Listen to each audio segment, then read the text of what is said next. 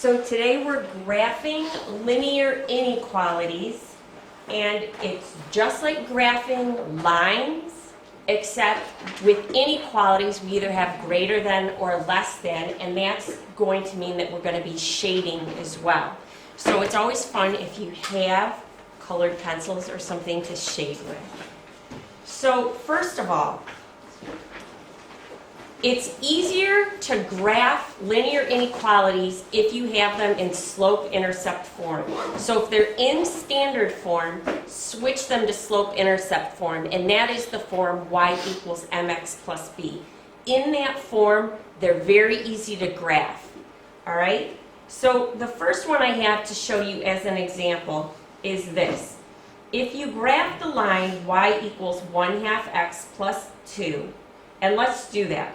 And remember from our graphing, if we had an equation in slope-intercept form, this number right here, the b, is our y-intercept. So that's the point right here, 2, on our y-axis.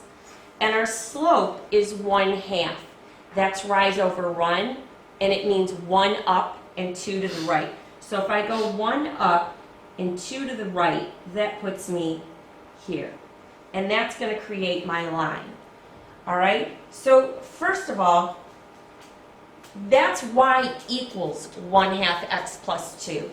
If I'm graphing an inequality, so y is greater than or less than 1/2 x plus 2, what I'm going to be doing is shading 1/2 of my graph.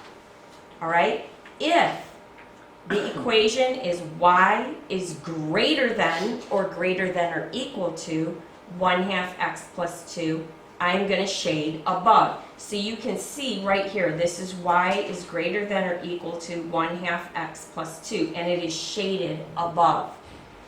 If your equation is y is less than or equal to 1/2 x plus 2, you would then shade below the graph. So if you have it in slope-intercept form, it's as simple as this. If it's greater than, shade above, less than, shade below. But it has to be in slope-intercept form to do that. Now, the second thing that we have to keep in mind when we're graphing is on our second graph. And let's go ahead and graph this line to start. It's negative 2x minus 1.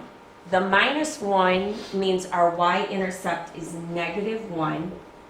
And the slope of negative 2 means negative 2 over 1, which is 2 down and 1 to the right. So I'm going to go 2 down and 1 to the right. But what you notice about this particular graph that's different from the first graph is this graph is a dotted line. The top graph was a solid line. If you have just greater than or just less than, it's going to be a dotted line. If you have greater than or equal to or less than or equal to, it's going to be a solid line. So that's what determines if it's solid or dashed. And again, if we go here, y is less than negative 2x minus 1 is below the graph. Y is greater than negative 2x plus 1, that's above the graph. All right, so whichever one you have, that's where you're going to shade. So let's do some examples together. Example 1 says graph the inequality y is greater than 3x minus 2. So first of all, our y-intercept is negative 2 on the y-axis. That's right here. All right, our slope is 3. This is 3 over 1, which means 3 up, 1 to the right. So 1, 2, 3 up, and 1 to the right. It's just a greater than, not a greater than or equal to, so this is going to be a dashed line.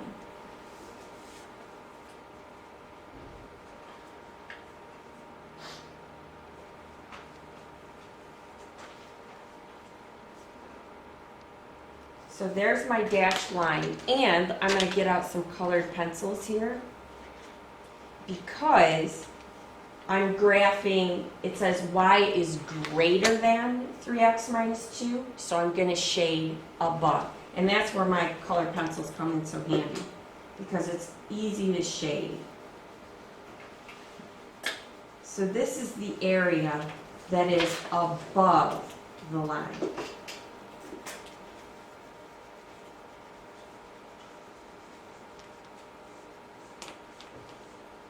All right, let's go to example 2. Example 2 happens to be in standard form. You cannot do this in standard form. You need to have slope-intercept form. So the first thing I'm going to do is rewrite this in slope-intercept form. So I need my x on the other side, so I'm going to subtract x on both sides. And I have negative y is less than or equal to negative x plus 3. Now, I can't have a negative in front of my y, so I'm going to divide everything by negative 1. That gives me positive y. It's going to give me a positive x and a negative 3. But remember, if you multiply or divide by a negative number, you have to flip your sign. So now I have y is greater than or equal to x minus 3. So now, first thing I'm going to do, my y-intercept is negative 3. So that's right here. My slope is 1, which is the number in front of x.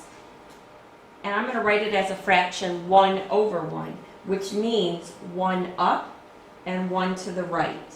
So 1 up and 1 to the right. I can do it again, 1 up, 1 to the right. 1 up, 1 to the right. And you see I'm getting a line here. Now, since it's greater than or equal to, this is going to be a solid line.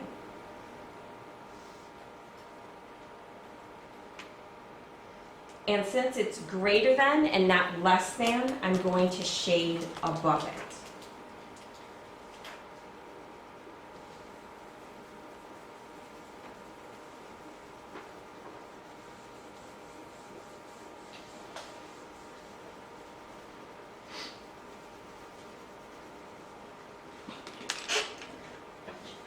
Okay, the last problem that we have is a system of linear inequalities.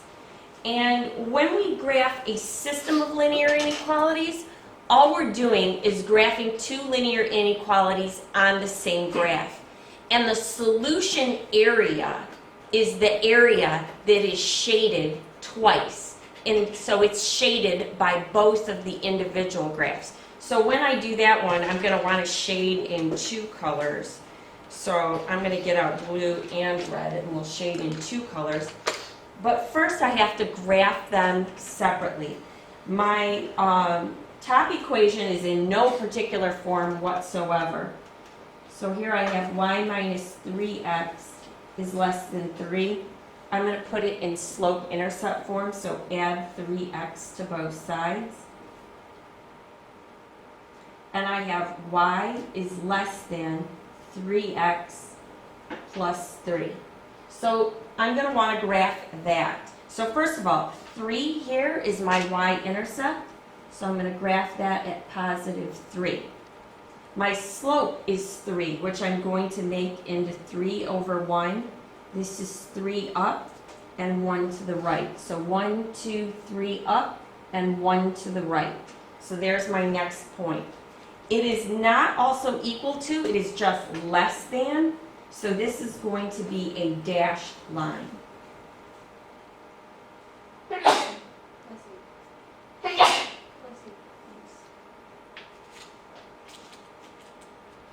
And since it's less than, I'm going to shade below it.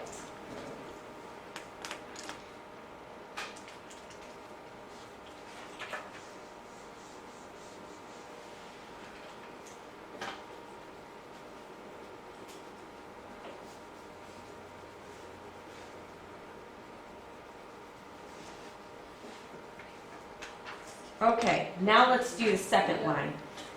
The second line is also in no particular form whatsoever. I'm starting with 3y minus x is greater than 3. I want to move my x to the other side, so add x to both sides. And I have 3y is greater than x plus 3. But I can't have a 3 with my y in slope-intercept form, so I'm going to divide everything by 3.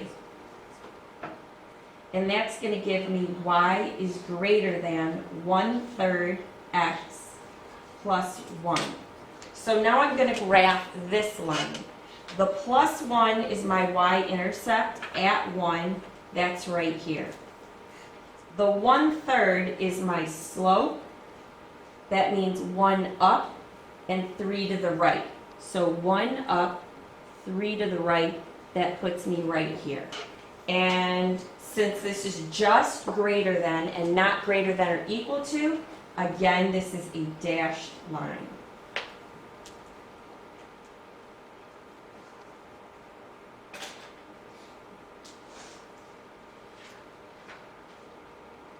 Okay, now I'm going to shade, and I'll shade this time in red.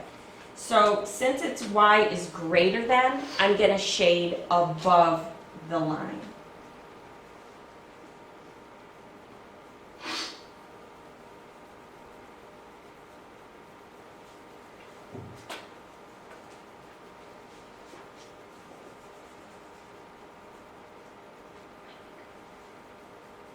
Okay. Do you see the area that's been double shaded? And that's this area right here. This has been double shaded. This is your solution area for this system. So any point that falls in this area is a solution for the system. And any point that falls outside of this area is not a solution for the system. When we're looking just at a single inequality, any point in the shaded area is a solution for the inequality. Any point in the unshaded area is not a solution. But when we have a system of linear inequalities, the solution area is just the area that has been shaded twice. So for example, a point over here is not a solution for the system. A point over here is not a solution for the system.